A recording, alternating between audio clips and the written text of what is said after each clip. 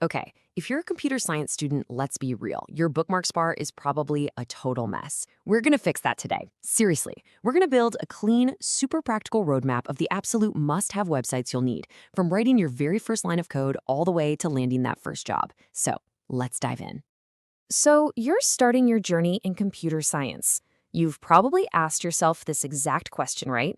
You open up your browser, you type how to learn to code, and bam, you're hit with this tidal wave of information. It's totally normal to feel a little lost. And that's really the heart of the problem, isn't it? This endless sea of options, it leads to something called analysis paralysis. Where you spend so much time trying to figure out the perfect place to start that you don't actually start anywhere. We're here to cut through all that noise. So forget all that endless scrolling and confusion. Today, we are building a clear, actionable roadmap. We're going to give you a curated path with specific tools for each stage of your journey, from day one to getting ready for that first big tech interview. All right, first things first. Every great building needs a solid foundation. And in the coding world, that means really mastering the core concepts. We're talking HTML, CSS, and whatever your first programming language is. These first few sites, they're non-negotiable for getting those fundamentals down cold. Now, here's the deal with these two. They're your first two bookmarks for sure. Think of MDN Web Docs as your official encyclopedia. It's the definitive, super authoritative source. When you need the technically perfect, no-fluff answer, you go to MDN. But W3 Schools, that's like your interactive workbook. It's got that try-it-yourself editor that gives you instant feedback. It's perfect for building up your confidence when you're just starting out. They really work best together. Okay, once you're feeling a bit more comfortable with the basics, you need a more structured path to follow.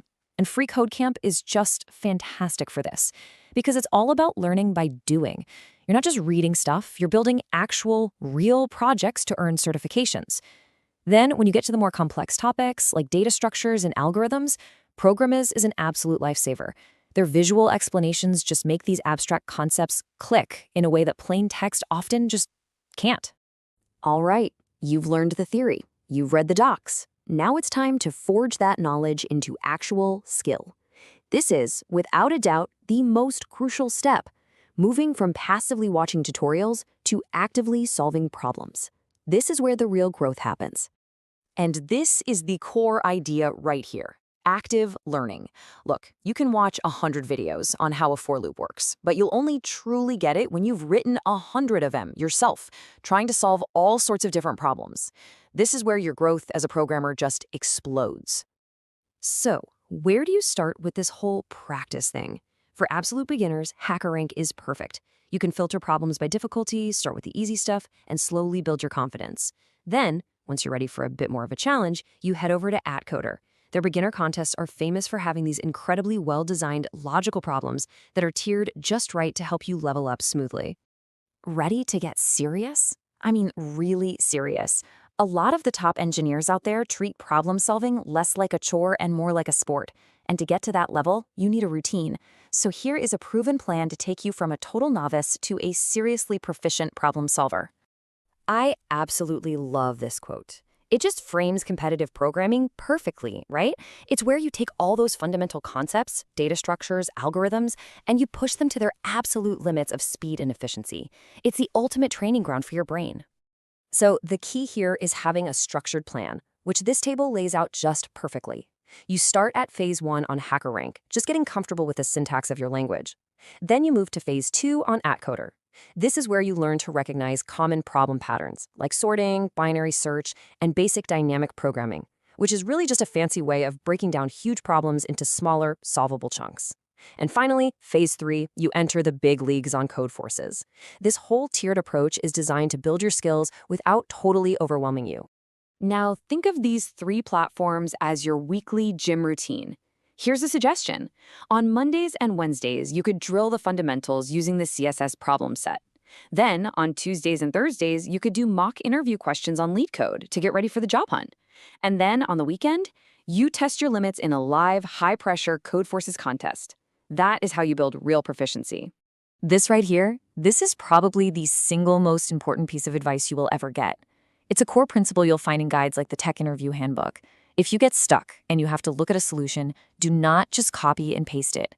Read it, understand the logic, then close the tab and force yourself to write the code from scratch. That struggle, that is where the real learning happens. Okay, learning and practice are absolutely crucial, but to work like a professional, you've got to use the tools of the trade. These next two websites, they aren't just helpful, they are completely indispensable in a developer's day-to-day life. Oh man, we have all been there. You've been staring at the exact same error message for 3 hours straight, you've tried everything you can possibly think of, and you are about to flip your desk.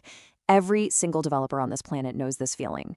So what if I told you that there's a place with over 83 million, and counting, answers to problems just like yours?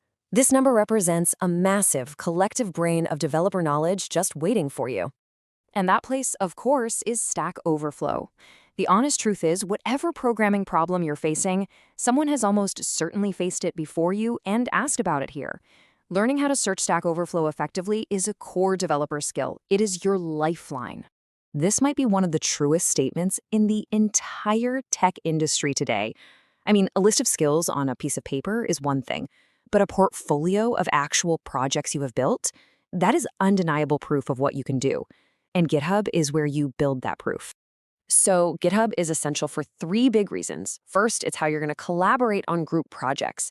Second, it becomes a living, breathing portfolio of your work that you can show to employers. And third, and this is huge, through the GitHub Education Pack, you get free access to professional-grade developer tools that would normally cost a fortune.